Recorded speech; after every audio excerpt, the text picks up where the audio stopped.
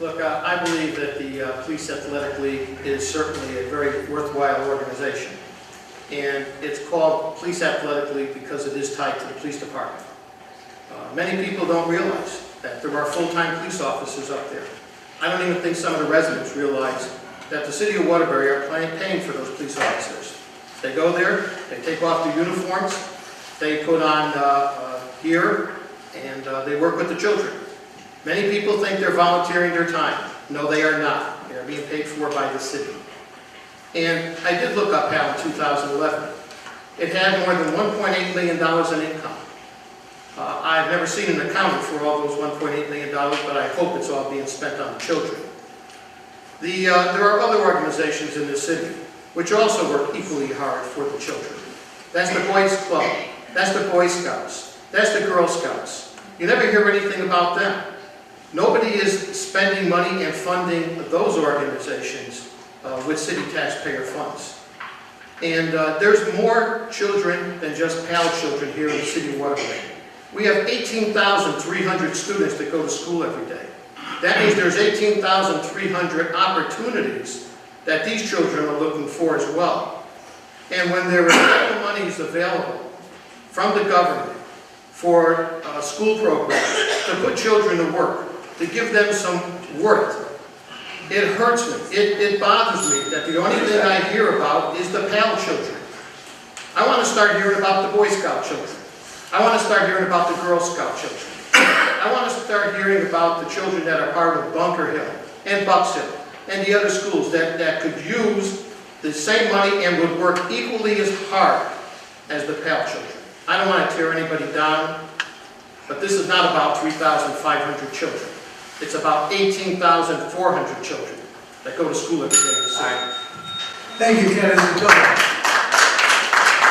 We're going to have a little bit of a reversal of the order. We're trying to be as fair as possible. So this question will go to Kenneth Van Stone. What will you do as mayor which will define you as the best mayor in the history of Waterbury?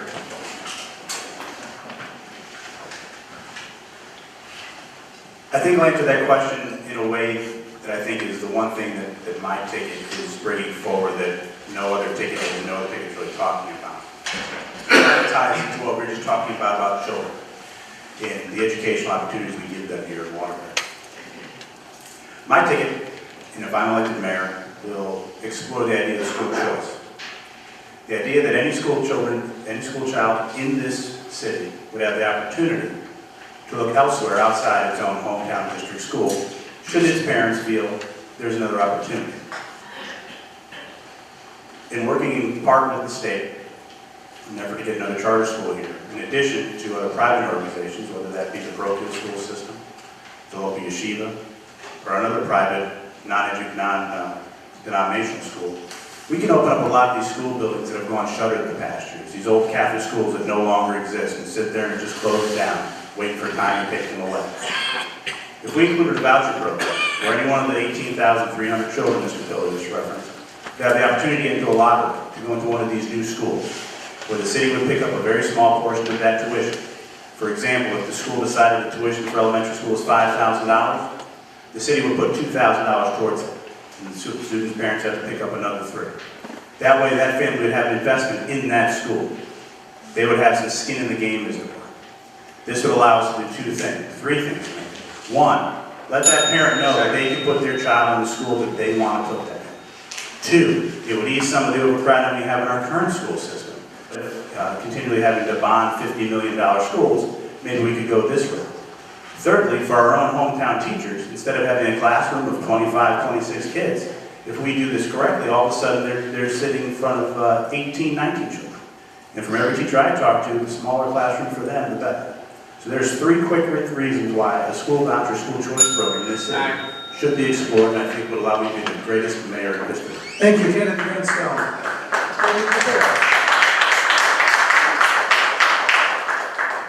Reversing order, that's fine. As far as just finding myself as the next mayor, look, for all of you people in the audience, you know that when you've had a problem and you went down to the Board of Aldermen or to some local zoning board of appeals, and you were turned away, you called me. And I would go down to the various boards and commissions and do the research, and then I would get back to you. Always return your call. I've been working for the citizens of Waterbury as a private citizen for more than 30 years. For those of you who remember the days of the PGPs and the EWRs, and the horrible situations and the smells that existed in Tampa, and how hard I and others fought to keep Waterbury a viable town that we could all live in and not have to worry about having various cancers and dying at a young age. But more importantly, I know about manufacturing and I know about our water system. I know that we have 7.5 billion gallons sitting there waiting to be used. And I'm going to be the best mayor you've ever had because we are going to utilize that resource to bring water-based industry to Waterbury. It's not maybe, it's not a hollow promise, it's a guarantee. And with that, we're going to create the jobs. And when we create the jobs, you're going to see disposable income in the city, and you're not going to have to worry the fact that the next neighbor that you have is some state agency that's going to put 3 or 4 or 5 kids next to you and 4 buses. Waterbury, when I grew up, the doors were open, people had hope, people earned a living, and it was a wonderful city. And I sit here tonight and I'm running for mayor because I know I can bring that beautiful city back because I know how to bring the jobs. And I promise that's exactly what myself and my team are going to do for you. We need your vote November 5th.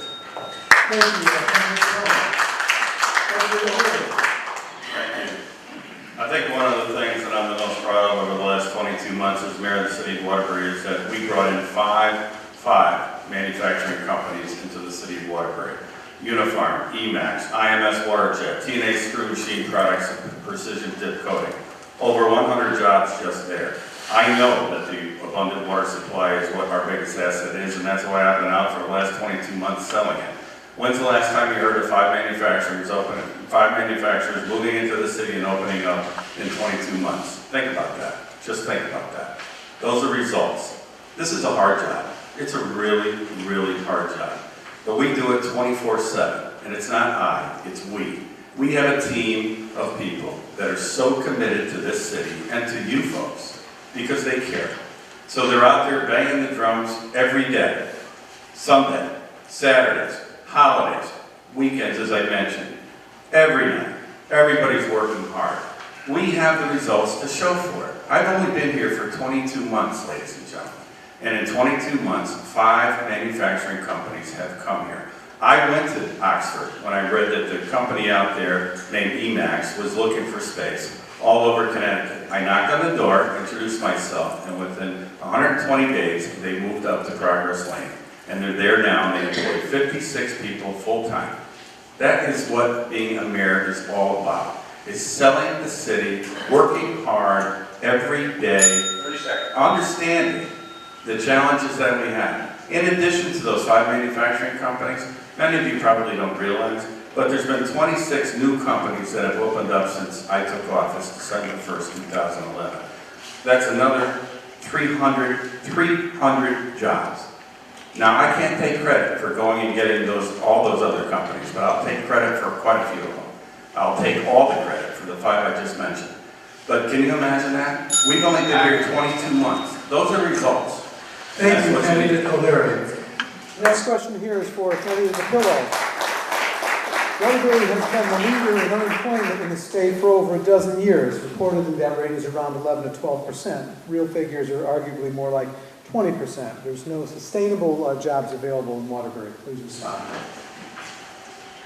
Well, I do believe the unemployment figures are 11 to 12% are somebody's fantasy. I even think the 20% for those of you who have children and grandchildren in this city. We all know that that's a fallacy as well. The government is always good at trying to put a happy face on unemployment figures. If you looked at the number of people in this city that are unemployed or underemployed, I think you would be shocked to see that it's probably just under 50%.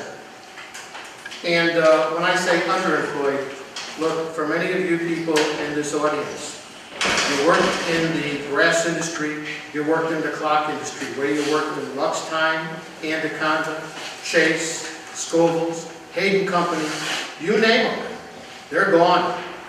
And unfortunately, you have not had a mayor who understood what was necessary to replace those industries.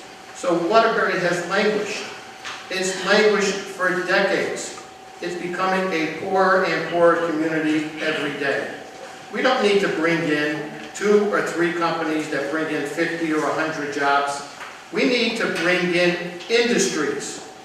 When Waterbury had the brass industry, Waterbury had the clock industry.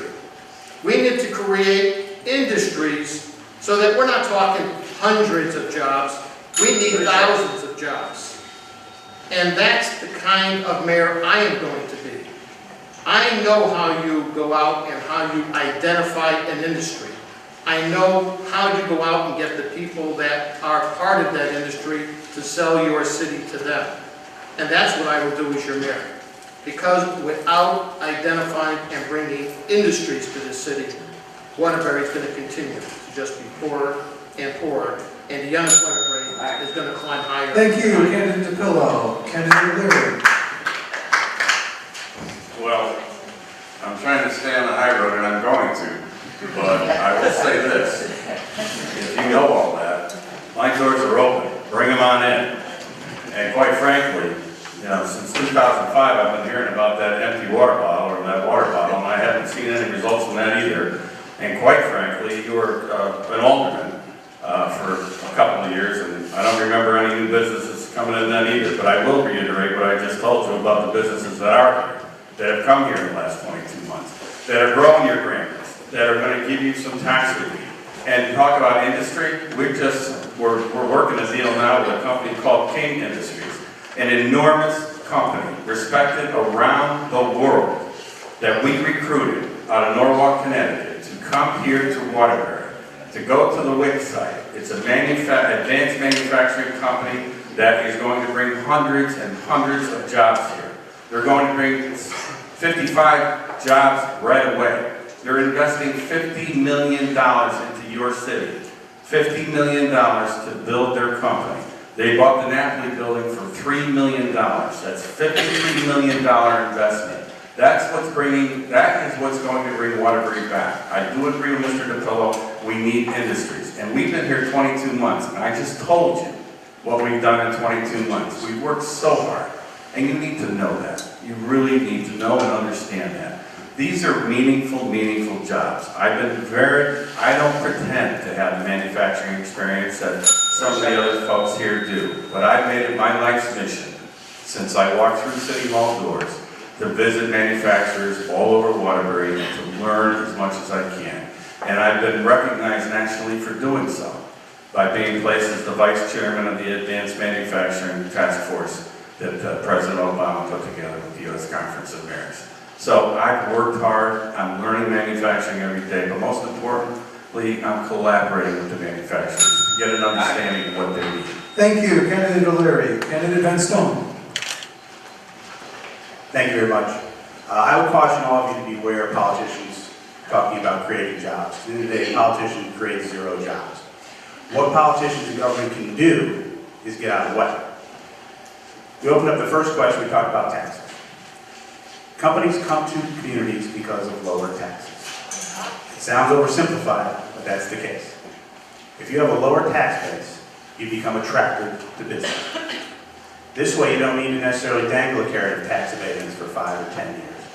It's just always there. Not only does that help you recruit new businesses, what that allows you to do is allow the current businesses within your footprint to grow. If they can keep some of their own profits, instead of turning it over to the municipality, it maybe expand their business and hire some new employees. That is how you create jobs. It's not a mayor's job, it's not an alderman's job, it's not a president's job, quite frankly. Government should be very limited and get out of the way and allow businesses to create jobs, because that's who at the end of the day creates those jobs. Mayor O'Leary noted some 300 jobs that he has helped bring forward in the past 22 months, and that's fantastic. At the same time, this time 2 years ago or so, there was a huge $500 million development about to happen downtown. while Mayor O'Leary doesn't share complete credit for that failure, I put a bunch of that on our governor as well. It didn't happen. 30 seconds. This mayor is the one who eagerly says the buck stops here, and I believe it. So that means some of that blame goes on his desk as well. Similar story with TPU. Post University wanted to go downtown to the Sovereign Bank building, open up somewhere between 100 and 200 jobs down there. That building sits empty as well. Again, I'll lump that blame on the governor, but nonetheless, there were hundreds of jobs. We're talking about industry, hundreds of jobs in those two deals that didn't happen. Thank We you, need to get candidate back Van to Stone. The next question is for candidate O'Leary first, and the town plot's infrastructure has been deteriorating over the years. Sidewalks, streets, get little or no attention. Town Plot Park is one area that has been repeatedly given a Band-Aid fix. The ball field is unplayable because of the material used on it. We continue to suffer with speeding traffic, illegal parking goes unnoticed or ignored. This association has met with city officials many times concerning these issues. Neighborhood safety is our biggest concern. Good question. And I don't disagree with most of that assessment. But again, you know, town plot like East End, like Bunker Hill, like the North End, the South End, has been the whole city. The whole city's infrastructure has been neglected for many, many, many years, many, many decades. Quite frankly, I don't understand how it could have gotten like this. I just can't believe the condition of some of these neighborhoods, quite frankly. I mean, I've always been very, very partial to town plot because not only did I live here for a number of years, I worked up here as a police officer. I see the difference from 1980 to 2013. You know, some of it you can blame, there's enough blame to go around, but at the end of the day, the lack of leadership in this city of Waterbury and these areas has been astounding to me. It's been astounding. And that's why, look, I've been here, as I said, for 22 months, and we've been trying to do as much as we can in a 22-month period to give you people hope and let you know that we're out there, we're in your corner, and we are paying attention. We are holding our city employees to a level of accountability that's never been held before. Never. We are the first administration to do not only department head evaluations, but employee evaluations. Can you believe that? Where do you work ever and not be evaluated? The city of Waterbury up until 2011. That's where. Do you wonder why the city's in this shape? Because no one was paying attention. That's the story. That is the absolute positive truth. We are holding city employees accountable to a different level and recognizing that 95% of them, all they want to do is do the right thing. They just need some leadership and guidance. The 5% that don't, they're going. They're going. And they've been going. And so, the fact is, there are a lot of things that have changed in Waterbury over the last several decades. We know this. We're here to pay attention. Thank you, candidate O'Leary. Candidate Van Stone. Thank you very much.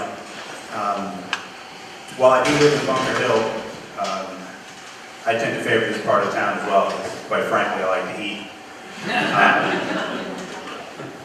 I think that the little bit, again, back to what we talked about earlier about honest budgeting.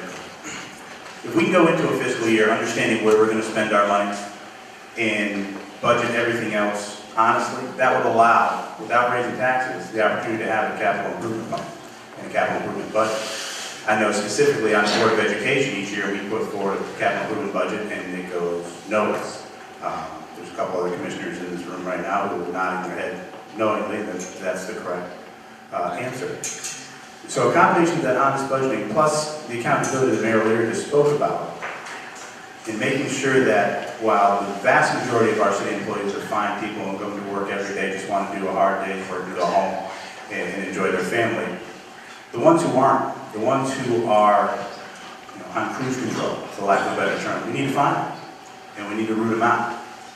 The savings we can realize between that initiative and the honest budgeting at the end of the year would allow for money to be set aside for sidewalks, for community policing, for improvement of parks. I think those are two steps, again, that wouldn't necessarily increase anyone's taxes tomorrow. That could be done in each section of the town. The complaints in town plot aren't that much different from what I hear, whether I'm in Bunker Hill or in the East End, North End and South End. It's a concern for each and every taxpayer. They go outside and they're grabbing their garbage can and their sidewalk has been cracked, and it's been cracked since 1947. And they want someone to fix it. And I hear that and I understand that. And in the Van Stone administration, that would not be put on the back burner as in the past.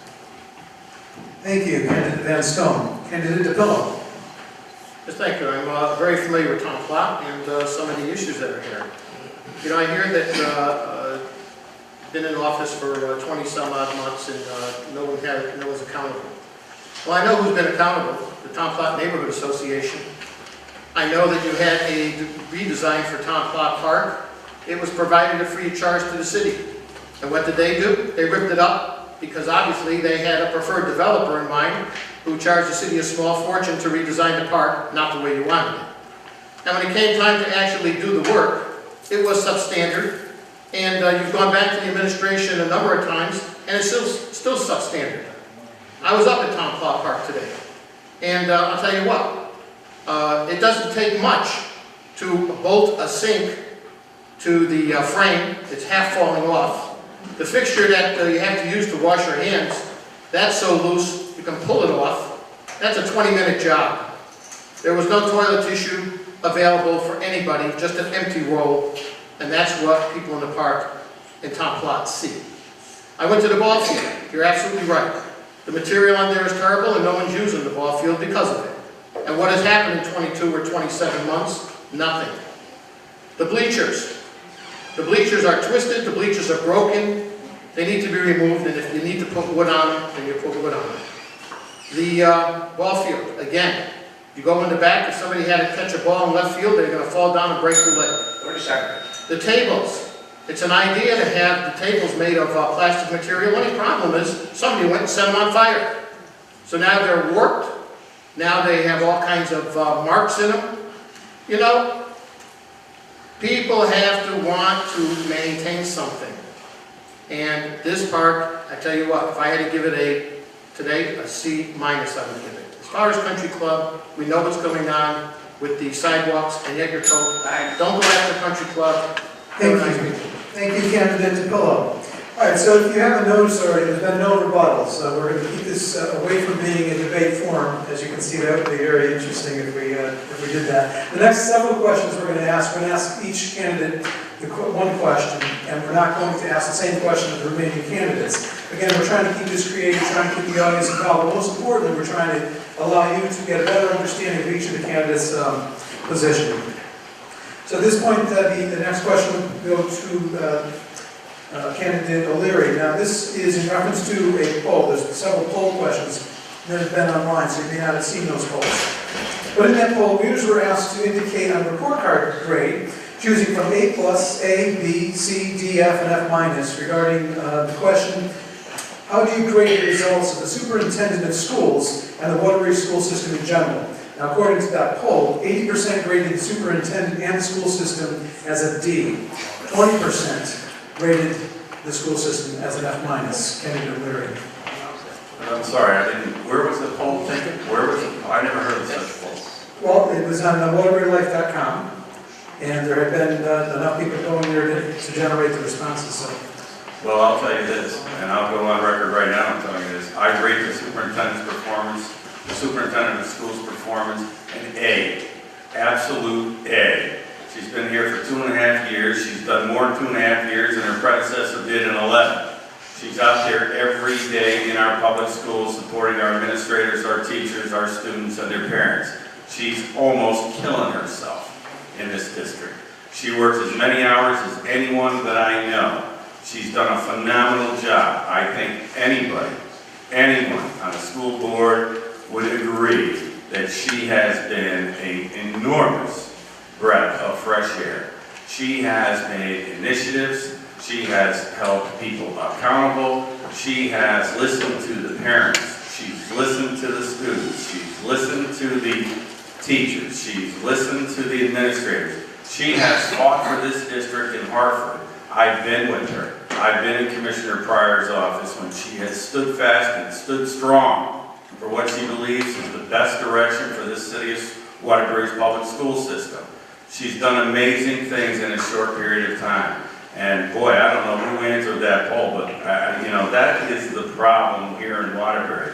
When you allow so many negative people to weigh in on something they know nothing about, you know, I don't know anything about those polls. I don't read that garbage. I don't read the blogs, and I don't read, if somebody's name isn't on it, I'm not reading it. And you know, that's the way it is. And the fact is I'm going to tell you right now, I'm absolutely astounded by that poll, and I'm glad I don't read it, because it's nonsense and it's crap. Believe me when I tell you. And I don't need any more time.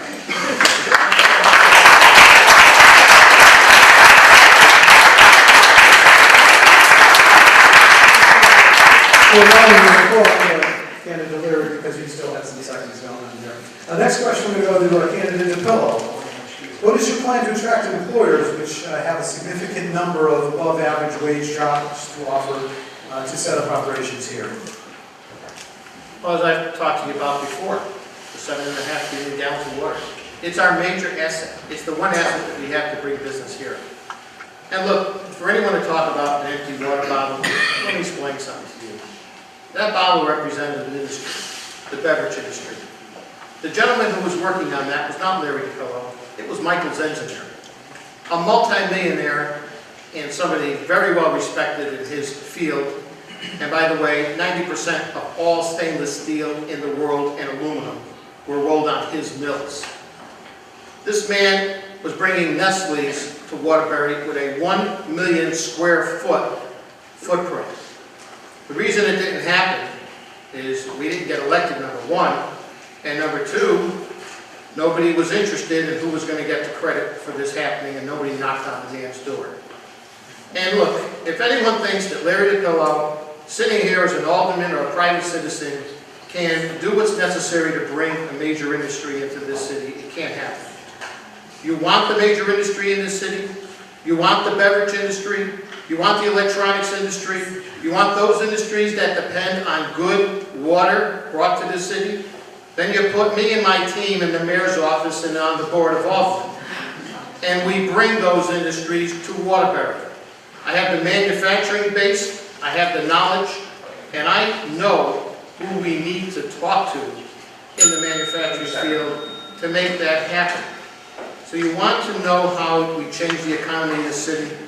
We change this economy of the city by getting up out of the chairs, by truly understanding the assets we have in our natural resources and in our people, and we go out there and we bring the industry here. It's how the brass industry was created, it's how that clock industry was created, and it's how Waterbury will become a water-based industry. Thank you, candidate DePillo.